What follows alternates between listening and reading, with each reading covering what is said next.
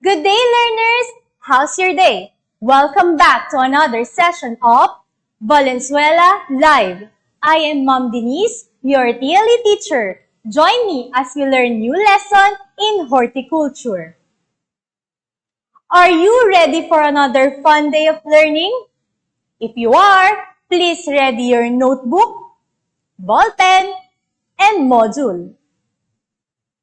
Before we start, don't forget to click the heart reaction if you understand the lesson and comment your questions if you don't. Let's start. Our learning competency for this day is use farm equipment. For today's objectives, let us first identify farm equipment and its functions. Second, observe proper maintenance of farm tools and equipment. Lastly, recognize the importance of farm tools and equipment. I know that you are all excited for our lesson for today. Let us begin by answering this activity. Choose the letter of the correct answer and comment your answer on the comment box. Number 1. Sprinkler is used for, is it A, hauling water, B, cutting tall grass and weeds, C, spraying insecticides and fertilizers, or D, watering seedlings and young plants? The correct answer is letter D. Very good. Next, all tools are used for cutting except for, is it A, axe, B, bolo, C, rake, or D, sickle? The correct answer is letter C. Terrific. Number 3. A tool used for watering seedlings and young plant is called, is it A, shovel, B, spade, C, sprinkler, or D, water pail? The correct answer is letter C. Great job! It is used to cut tall weeds and grasses or chopping branches of trees. Is it A, bolo, B, crowbar, C, knife, or D, pruning shears? The correct answer is letter A. And number 5, digging tools are crowbar, pick mattock, spade, and is it A, grab hoe, B, hand fork, C, shovel, or D, sickle? The correct answer is letter C. It seems that you fully understood the lesson last week. For today, we will talk about the farm equipment. Do you have an idea about farm equipment?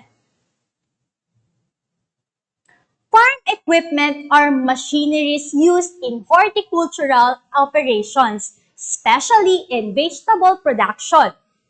They are used in land preparation and in transporting farm inputs and products. This equipment needs a highly skilled operator to use. Examples are hand tractor, which is used to pull a plow and harrow in preparing a large area of land. The four-wheel tractor is used to pull this plow and this harrow in preparing much bigger area of land. And water pumps that are used to draw irrigation water from a source. It is also important to have pre-operative checkup on your farm tools, implements, and equipment before you use them for safety purposes. Wear proper working clothes and personal protective equipment as well. And lastly, don't forget to clean your tools properly to prolong its life. Here are some guidelines on how to properly clean your farm tools. Shovel, spade, hoe, or even the blades on a hedge trimmer will be a lot easier to use if you take a few minutes to knock some of the rust off the blade.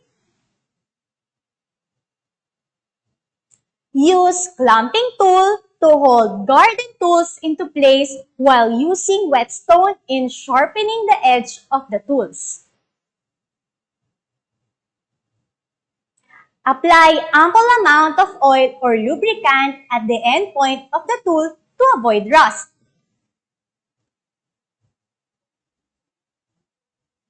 Moving parts of the tools like spring and pivot joints should be disassembled to remove rust and dirt.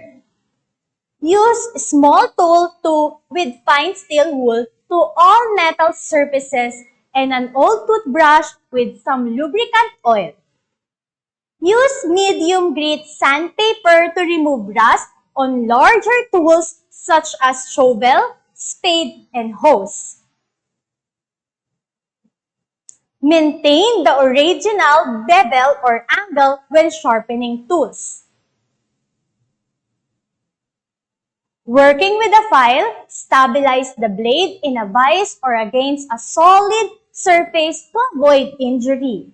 And always push the file across the blade motion away from your body. When using a file, do not use oil metal fillings because it will accumulate and clog the file serrations.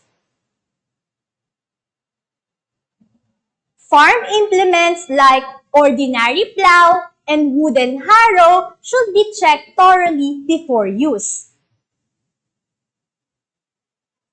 Loosened bolts and nuts should be tightened firmly. This plow and harrow should also be lubricated on their moving parts like bearings. Tractors should be tuned up very well by a skilled operator who will check the oil, lubricant, fuel, and cooling system of tractors. And lastly, tools that are worn out should be separated and should be fixed immediately to avoid accident. Prioritize farm equipment maintenance to highlight repairs that are essential to the operation of your farm. By holding off on minor repairs and cleaning your tools and equipment, you can focus your spending on the most important issues on your farm. To check your understanding of our lesson, let us have an activity. Write true if the statement is correct and false if not. Key in your answer in the comment box. Number 1. Use oil lubricants to avoid rust. Is the statement true or false?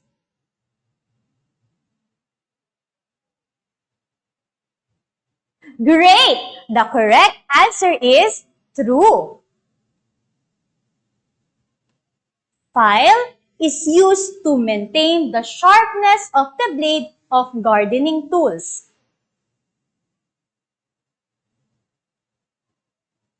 The answer is true. Number 3.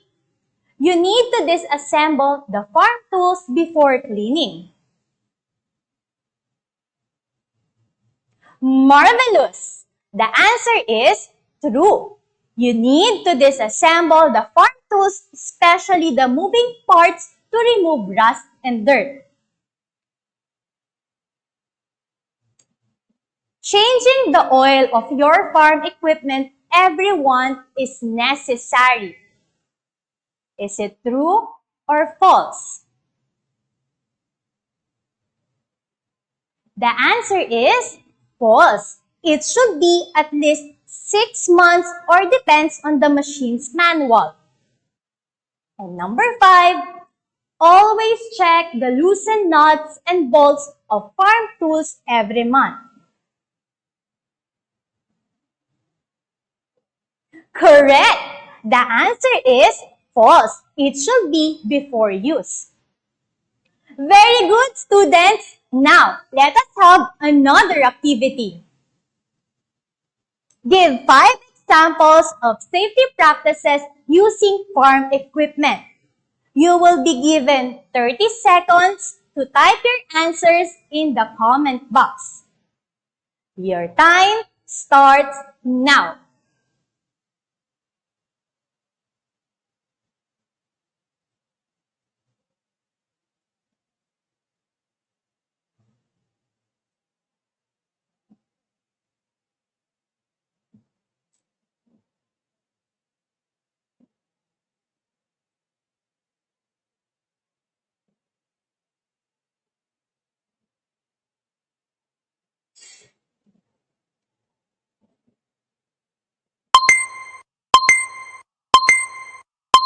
Time's up. Some of the examples of safety practices when using farm equipment are: know your tractor and its implement and how they work. Tractor maintenance is one of the precautionary measures that you can take to avoid accidents. Never jump off the moving tractor or leave it with the engine running. Never refuel the engine while it is hot or running. And lastly, remove tools or other items that may cause tripping hazard from the operator platform. Were you able to give 5 examples of safety practices using farm equipment? Wonderful! Way to go, students! Gone are the days when farmers used to spend days and nights on the farm, manually doing each and every task all by themselves, from plowing farm to harvesting crops. Technology is heavily used by many farmers and horticulturists to plant and harvest crops, monitor livestock, assess field conditions, and monitor the health of plants or crops with electronic sensors and many more. May I have a heart reaction if you have understood our lesson for today? Congratulations, learners! Your time and effort in participating in this lesson prove that you are ready and answering the activities in your module. For your assignment, please answer the following activities in your Week 4 TL7 Learning Module. What I know and what's more. If you have any questions, don't hesitate to message your TLE teachers. Surely they will attend to you immediately. Thank you very much for making yourself connected in today's lesson. Again, this is Mom Denise, your TLE teacher, leaving you with a quote by Daniel Webster. Let us not forget that the cultivation of the earth is the most important labor of man. When tillage begins, other arts follow. The farmers, therefore, are the founders of human civilization. Keep safe, everyone! See you again in our next Valenzuela FB Live!